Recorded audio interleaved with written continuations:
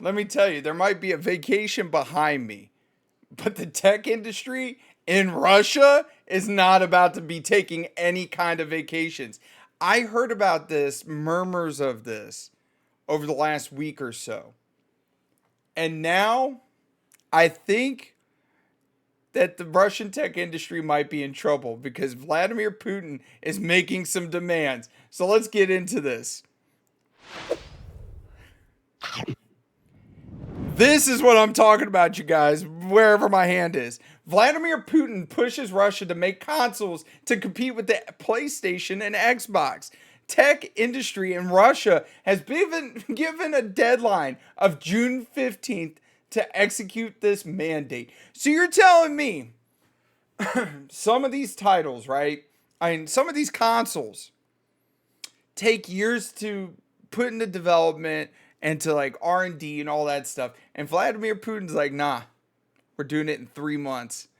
This is crazy, you guys. I know this article is from Kotaku. Kotaku's not exactly in the, the best of, positions right now. I know there's a lot of people talking about that. So, anyways, we're going to talk about this article and we're going to read through. It's not that long. It's kind of interesting. Like, I could just imagine this man right here. He is an ex KGB agent, by the way. If you guys don't know, Google it. Um, he's like, yeah, listen, comrade, make console, make it good. And you're like, oh shit, I need to make that by June 15th. If you think this current landscape of video game consoles and handhelds was already packed, the entirety of Russia has something to say about that. And at the very least, Russia's president, Vladimir Putin, does, since he's issued a mandate to produce a Russian video game console to compete with the PS5 and the Xbox Series X. That's a bit of a tall order. Like I said, it takes years. And I mean years for R&D. It takes years for them to figure out the parts. And on top of that, a lot of these consoles actually have custom parts made by certain manufacturers that have been tested time and time again to ensure that they don't fail. And I mean, if he's setting a June 15th deadline, either they're making like computers, pre-made computers, and they're just shoving them out there just to make Vladimir Putin happy, or they're making crap. We're about to see. Per a report from Russian newspaper, I'm not even going to attempt to pronounce that because if you guys didn't know, my pronunciation's terrible. The order was handed down from the Kremlin to consider the issue of organizing the production of stationary and portable gaming consoles. Sources tell the nationally distributed Russian paper that the VK Group, a major Russian tech company behind similarly named social media service VK, will be largely responsible for the project. The production of the consoles will be handled by the GS Group, which was previously known as General Satellite and is the single largest Russian developer of set-top boxes. I didn't know that there was set-top boxes still out there being used. Now, granted, I use my Xbox for that in my living room. But let's keep going. Let's see if there's anything good here. As part of the order from the Russian government on March 25th, the VK and GS Group will be responsible for producing both home and portable consoles for Russian consumers by June 15th, 2024.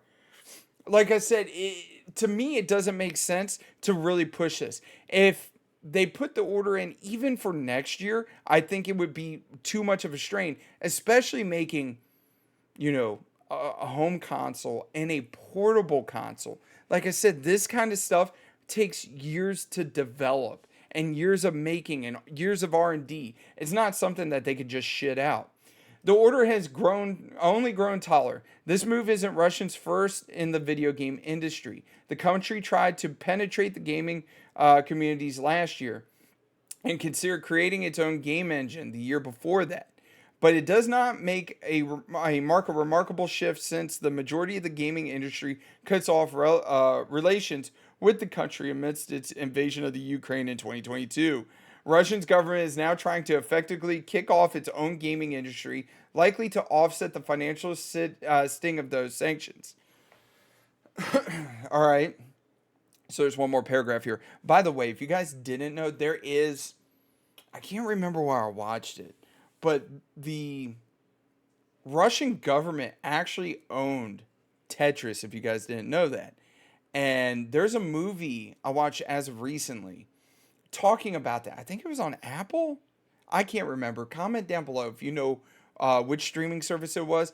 But the Russian government actually had its hands and a stranglehold on Tetris because come find out, since they were a communist state back then, they kind of owned it. All right, let's finish this up. As an additional measure, the Russian ordered these developers have been tasked with creation of operating systems and a cloud system for deriving games and programs to users, delivering. Oh my God. Again, the government and these developers have been ordered to realize this by the middle of June of this year. Like, bro, cloud gaming, like Amazon's still working on that, and they bought a company named Luna. You got Microsoft that's been working on this for years. That one of their major linchpins in their whole thing when they're like, oh well, exclusive this, exclusive that, is cloud gaming that they've been working on for years. There is no way that even if they started this last year, that they're going to have anything that is even comparable to what Microsoft and Sony have. To me, this just sounds like, a fucking disaster waiting to happen and Vladimir Putin losing his mind. Our own functional cloud service like Remote Play and PS3 games streaming on PS5 still falter, leaving the possibility of realizing this in a matter of months unfeasible. Even the article says like there's no way they're doing this. Let's go back full screen. Like genuinely, this is a pipe dream. There is no way the Russian government, and like, okay, maybe a pre-made computer that they can slap the USSR on, but there's no possible way with just a couple months to create cloud gaming and to collect, unless they're reverse engineering, unless they're taking what Microsoft's done and what Sony's done and what, like, unless they have a way to reverse engineer it, figure out how it works, and then re-engineer it. Because I'm going to tell you right now, nobody over, like, whoever holds the patent rights here in America or wherever, there's no way they're going to be able to go after the Russian government. But that's going to be the only way they're going to be able to do stuff like this in a matter of months. Months. It's fucking madness.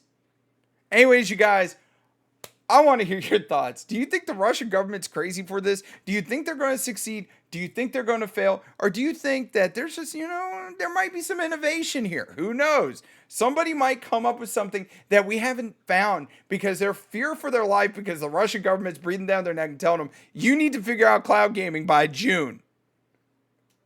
Anyways, guys, smash that like button and subscribe. Every little bit helps out the channel. We're on our way to 8,000 subscribers. Me personally, man, I can't do this without the help of you guys. You guys are awesome. Keep doing what you're doing. I'm out. I'll catch you later.